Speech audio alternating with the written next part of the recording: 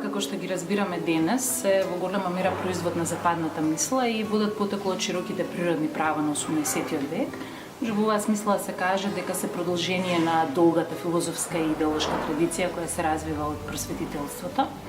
Како и да е, денешните човекови права се права на правниците, не права на филозофите. Терминот човекови права денес се користи за да ги опише специфичните норми кои произлега од еден политички проект кој е развиван во голема мера по Втората светска војна. И овој политички проект, отелотворен во современото движење за човековите права, се стреми да формулира и спроведува меѓународни норми кои ќе ги спречат владите од тоа да прават ужасни работи на своите луѓе. Така што во оваа смисла човековите права представуваат еден сет или подсет на универзални морални права кои ги заштитуваат фундаменталните и генерални човекови интереси од интервенција или во некој случај не интервенција на јавните институции.